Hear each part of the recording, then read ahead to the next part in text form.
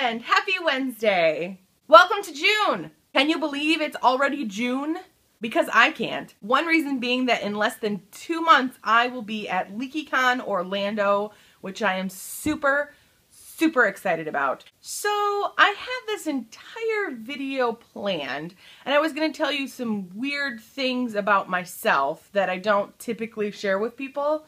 Nothing really exciting. And then yesterday, during a binge marathon of Supernatural, I decided instead to have this month's Did You Know be all about the show. I'm relatively new to the Supernatural fandom. I just started the show probably 2 months ago, maybe 3 now, and I just started season 7 last night. What I've noticed about Supernatural fans is, especially those that have been watching the show for a long time or have been with it since the beginning, when I post things on any type of social media, they're quick to respond with, if you think that's bad, wait till this. And they never spoil anything, which is awesome, though I don't care about spoilers. Some people do, so I really appreciate that they are so careful not to spoil anything. I have some weird trivia type things that I found on the IMDb page that I particularly thought were interesting. Number one is there's a character called Bobby Singer played by Jim Beaver, and he was supposed to only be in 1 episode. If you watch the show, then you know that he's in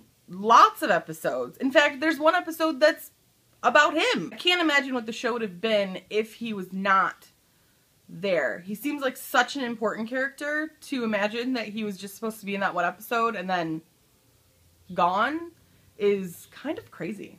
Another thing I found really interesting is that the music that is primarily classic rock, or most of the music I guess I should say, comes from the creator Eric Kripke's personal stash of records. Until I read this fact, I didn't really think about how much of a role the music plays in the show. But they do a really good job of setting the mood and setting the tone of different scenes with specific songs. And the fact that they're classic rock, I mean, who doesn't like classic rock?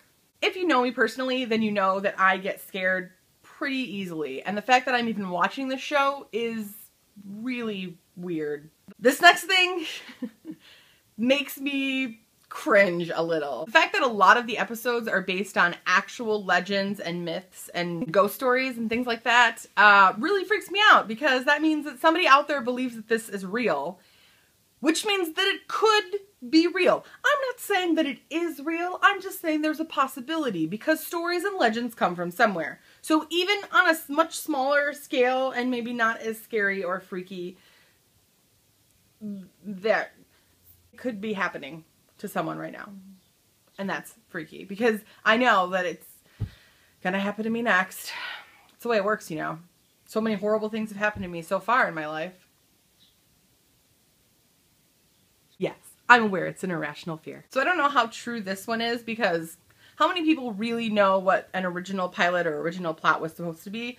Unless it was said in some type of interview or something, but I don't have any sources to say that this is true. Apparently, one of the original ideas for the show was that a reporter for a newspaper or something was investigating these urban legends and then writing about them for his paper or magazine or something. I don't know how much I would have liked that.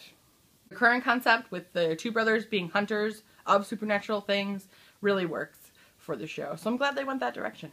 And the last thing is every single season finale so far, with the exception of the 1st season finale, all starts with a montage of what's happened so far with the song Carry On My Wayward Son by Kansas. Every time I hear that song now, there's a lot of emotions that happen, because the flashing back of the things that have happened, and those boys have a rough life.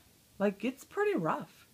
And I have a feeling it's just gonna get rougher, because I'm only in season 7 and there's 2 more seasons to go. And I already know what happens at season 9 because I refuse to stay off Tumblr just to save myself from spoilers.